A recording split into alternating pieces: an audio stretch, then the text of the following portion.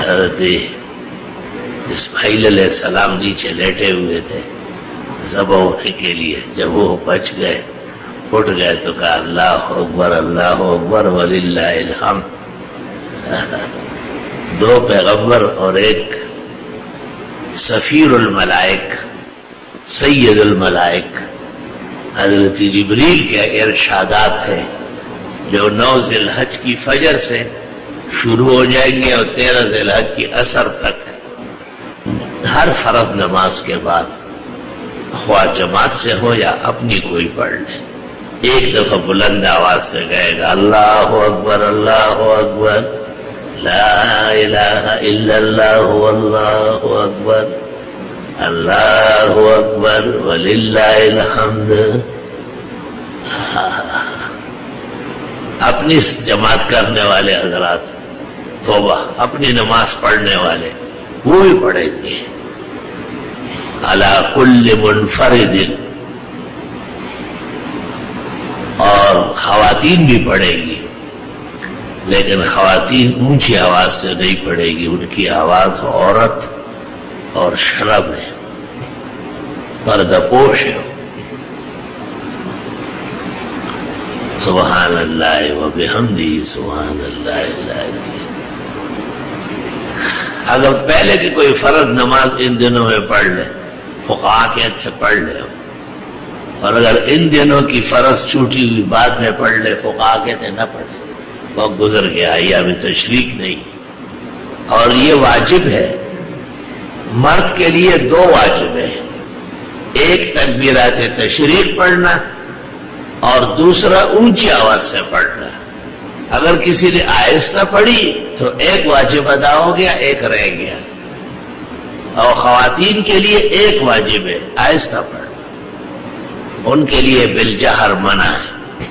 فرض نماز پڑھتے ہی جیسے ہی سلام پھیرے اللہ اکبر لا الہ الا اللہ واللہ اکبر اللہ اکبر وللہ الحمد.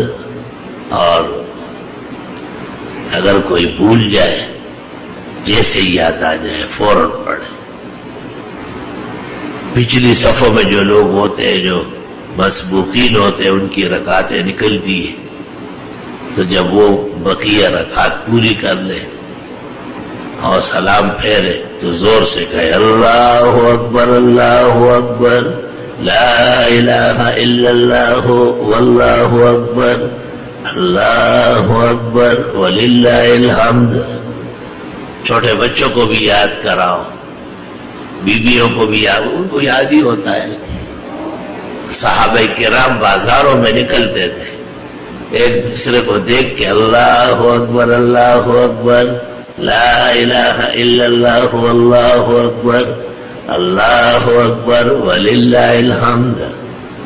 حضرت عمر نے منا میں اعلان کرنا تھا, کوئی ضروری بات تھی, اور تکبیرات تشریق کا شور مچا ہوا تھا.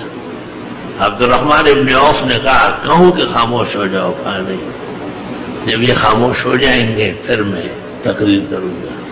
پڑھنے یہ ایام تشریق ایام تکبیر جل جلالہ ہے. امام ابو یوسف فرماتے ہیں کہ میں نے نماز پڑھا لی.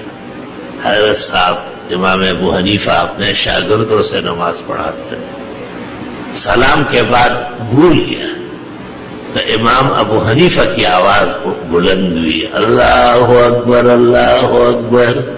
لا الہ الا اللہ واللہ اکبر اللہ اکبر وللہ الحمد.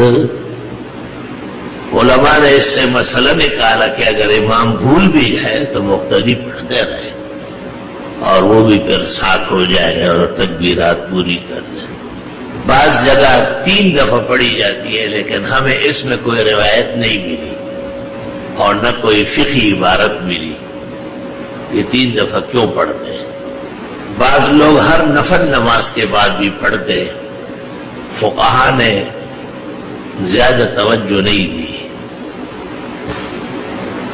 البتہ نماز عید کے بعد بلخ کے مسلمان پڑھتے تھے, عراق والے نہیں پڑھتے تھے. تو فل امر موسع، معاملے میں گنجائش ہے۔ نمازی عید اصل میں واجب ہے، واجب ایک حیثیت سے کل فرض ہے، تو اس لیے پڑھتے تھے۔